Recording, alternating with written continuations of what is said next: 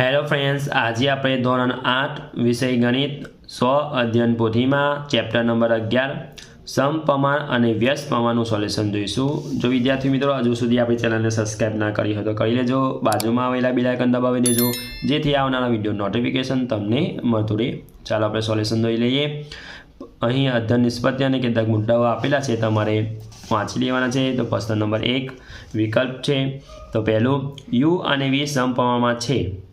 જો u ની કિંમત 10 અને v ની કિંમત 15 હોય તો u અને v માટે નીચેનામાંથી કઈ કિંમત અનુરૂપ નથી? તો જવાબ આવશે C 15 અને 20। બીજું જોઈ લઈએ, x અને y વ્યસ્ત પ્રમાણમાં છે। જો x ની કિંમત 10 અને y ની કિંમત 6 હોય તો x અને y માટે નીચેનામાંથી કઈ કિંમત અનુરૂપ નથી? તો જવાબ આવશે D 45 અને 1.3। ત્રીજું, જમીન સમાન રીતે ફળદ્રુપ છે।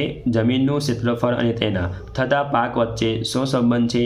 તો પ્રશ્ન નંબર 1 આવશે સમપ્રમાણમાં છે।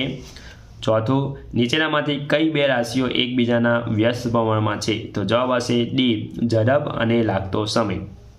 પાંચમું, જો x અને y સમપ્રમાણમાં હોય તો 1/x અને 1/y, તો જવાબ આવશે B વ્યસ્ત પ્રમાણમાં છે। છઠ્ઠું, 100 વ્યક્તિને 24 દિવસ ચાલે તેટલું અનાજ છે। જો 20 વ્યક્તિઓ જતા રહે તો અનાજ કેટલા દિવસ ચાલશે? તો જવાબ આવશે અહીંયા 30 દિવસ ચાલશે। હવે સાતમું જોઈ લઈએ, જો x અને y સમપ્રમાણમાં હોય તો જવાબ આવશે A x/y અચળ રહે। આઠમું, જો p અને q વ્યસ્ત પ્રમાણમાં હોય તો જવાબ આવશે C p × q અચળ રહે। પ્રશ્ન નંબર 2 ખાલી જગ્યા। નવમું, જો x અને y ખાલી જગ્યા હોય તેને x સમપ્રમાણમાં y પણ લખી શકાય, એટલે જવાબ આવશે અહીંયા સમપ્રમાણમાં લખી શકાય। દસમું, જો x અને y ખાલી જગ્યા હોય તેને x સમપ્રમાણમાં 1/y પણ લખી શકાય, તો એ છે જવાબ આવશે વ્યસ્ત પ્રમાણમાં હોય। 11મું, જો x અને y ખાલી જગ્યા હોય તો તે ધન પૂર્ણાંક k માટે xy = k લખી શકાય, તો જવાબ આવશે વ્યસ્ત પ્રમાણમાં। 12મું, જો x અને y સમપ્રમાણમાં હોય તો ધન પૂર્ણાંક k માટે ખાલી જગ્યા બરાબર k, તો x/y। 13મું, જો એક રાશિ વધવાની સાથે બીજી રાશિ કરે તો બંને રાશિ ખાલી જગ્યા છે તેમ કહેવાય, તો જવાબ આવશે વ્યસ્ત પ્રમાણમાં કહેવાય। 14મું, જો x અને y વ્યસ્ત પ્રમાણમાં હોય તો પ્રશ્ન ચિહ્ન આપેલું અહીંયા કિંમત શોધવાની છે। તો x1y1 = x2y2, તો x1 × 2 × 60 × 10, x1 ની કિંમત થશે અહીંયા 60 × 10/2, તો 300 થશે। 15મું, જો x અને y સમપ્રમાણમાં હોય તો x1/y1 = x2/y2, તો 12/48 = 6/y2, 12y2 = 48 × 6 છેદમાં લઈ જતા, તો y2 ની કિંમત આવશે 24। 16મું, જો ઝડપ અચળ હોય તો કાપેલું અંતર અને લાગતો સમય ખાલી જગ્યા છે, તો જવાબ આવશે સમપ્રમાણમાં। 17મું, એક રિક્ષા 3 કલાકમાં 36 કિલોમીટર અંતર કાપે છે। જો રિક્ષાની ઝડપ 4 કિલોમીટર પ્રતિ કલાક વધારવામાં આવે તો કેટલું અંતર કાપવા માટે લાગતો સમય ખાલી જગ્યા કલાક છે? તો 2 કલાક અને 15 મિનિટ। 18, જો p અને q વ્યસ્ત પ્રમાણમાં હોય તો તેમને અનુરૂપ કિંમતોનો ખાલી જગ્યા અચળ રહે છે, જવાબ આવશે અહીંયા ગુણાકાર। 19, એક કાર 1 કલાકમાં 48 કિલોમીટર અંતર કાપે છે। જો એક કાર દ્વારા 12 મિનિટમાં કાપેલું અંતર ખાલી જગ્યા કિલોમીટર, તો જવાબ આવશે અહીંયા 9.6। 20મું, x અને y વ્યસ્ત પ્રમાણમાં છે। તો x = 4 હોય તો y = 6 છે। જો x = 3 હોય તો y = ખાલી જગ્યા થાય, તો જવાબ આવશે 8। પ્રશ્ન નંબર 3 સૂચના મુજબ કરો। 21, x અને y વ્યસ્ત પ્રમાણમાં છે।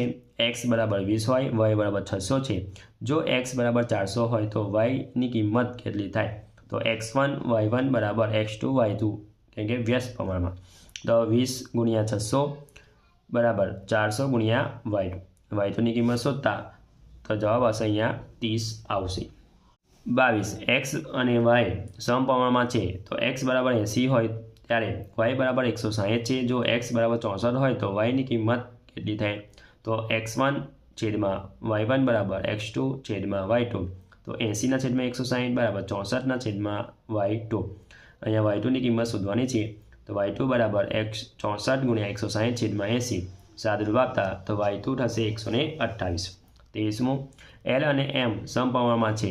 l = 5 હોય ત્યારે m = 2/3 છે। તો m = 13/3 હોય તો l ની કિંમત કેટલી થાય? તો 5/2/3 બરાબર L/16/3 તો Lની કિંમત થશે અહીંયા સાદુરૂપ આપીને તો 40 થશે। હવે 24 x અને y વ્યસ્ત પ્રમાણમાં છે તો x બરાબર 1.5 હોય ત્યારે y બરાબર 60 છે।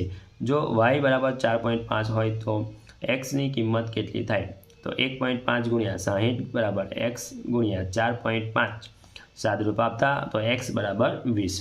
25 300 વ્યક્તિઓએ 42 દિવસ ચાલતે તેટલું અનાજ છે।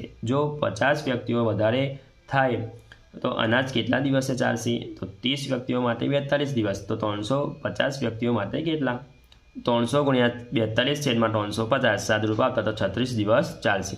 26 એક કાર 60 કિલોમીટર પ્રતિ કલાકની ઝડપે અમુક અંતર 40 મિનિટમાં કાપે છે તો તેટલું જ અંતર 25 મિનિટમાં કાપવાનું હોય તો કારની ઝડપ કેટલી રાખવી તો 40 મિનિટ બરાબર 60 કિલોમીટર પ્રતિ કલાક તો 25 મિનિટમાં કેટલું તો 40 ગુણ્યા 60/25 સાદુરૂપ આપતા તો 96 કિલોમીટર પ્રતિ કલાક આવશે।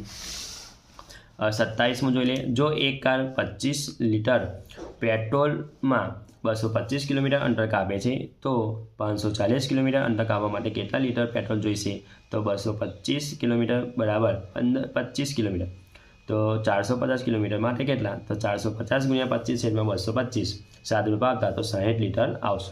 28 25 કિલોમીટર કાપડની કિંમત ₹337.50 છે। જો 40 મીટર કાપડની કિંમત કેટલી થાય તો 25 મીટર બરાબર ₹337.50 તો 40 મીટર માટે કેટલા 40 ગુણ્યા 337.5/25 સાદુરૂપ આપતા ₹540 થશે।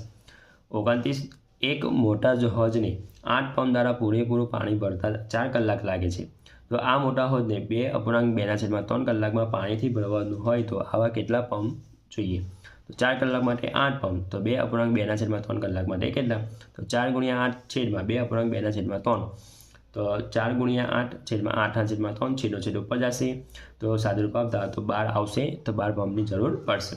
30 27 કિલોગ્રામ લોખંડની કિંમત ₹1080 છે તો 120 કિલોગ્રામ લોખંડની કિંમત કેટલી થાય તો 27 કિલોગ્રામ બરાબર ₹1080 તો 140 કિલોગ્રામમાં કેટલા તો 120 ગુણ્યા 1080/27 સાદુરૂપ આપતા તો થશે ₹4800 થશે।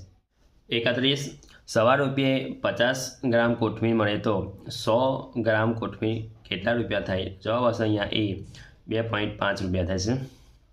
32 નકશામાં પ્રમાણે 1 સેન્ટીમીટર બરાબર 2000 મીટર છે। જો નકશામાં હલોળથી ચાંપાનેર વચ્ચેનું અંતર 4 સેન્ટીમીટર હોય તો હલોળની ચાંપાનેર વાસ્તવિક અંતર કેટલું થાય જવાબ હશે અહીંયા સી 8 કિલોમીટર।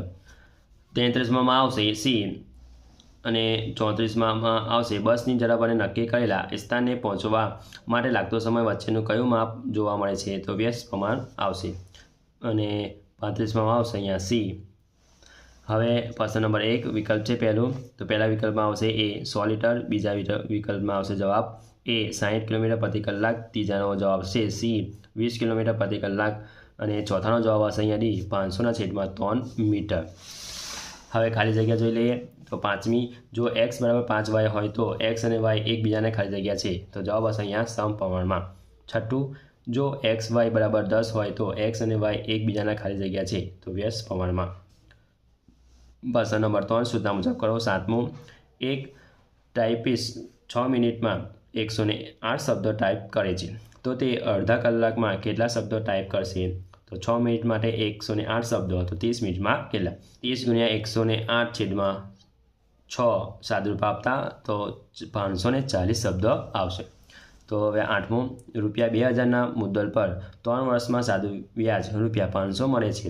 જો ₹36,000ના 3 વર્ષ માટે સાદા વ્યાજે કેટલા જ રૂપિયા મૂકવામાં આવે તો કેટલા વ્યાજ મળશે તો મુદ્દલ છે અહીંયા 2000 3 વર્ષ માટે ₹500 તો 36,000 મુદ્દલ પર 3 વર્ષ માટે કેટલા તો 36,000 ગુણ્યા 3 ગુણ્યા 500/2000 ગુણ્યા 3 સાદુરૂપ આપતા તો ₹9,000 થશે। 9 એક હોસ્ટેલમાં 50 છોકરીઓએ 40 દિવસ ચાલે તેટલું અનાજ છે।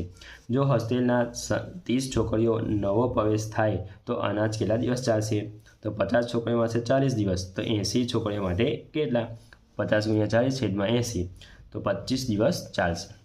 10મું મીઠાઈના એક પેકેટમાંથી 10 બાળકોને સરખા ભાગે મીઠાઈ વેચતા દરેકને 4 મીઠાઈ મળે છે। તો તેટલી જ મીઠાઈ 8 બાળકને સરખે ભાગે વહેંચવામાં આવે તો દરેકને કેટલી મીઠાઈ મળે? તો જવાબ લઈ લે. કુલ બાળકો છે 10 × 4 એટલે 40 બાળકો. તો દરેકને મળતી મીઠાઈ 40/8 સાદુરૂપ આપતા એટલે 5 આવશે. જો વિદ્યાર્થી મિત્રો આ મારો વિડીયો ગમ્યો હોય તો લાઇક કરજો, તમારા ફ્રેન્ડ સાથે અચૂકથી શેર કરજો.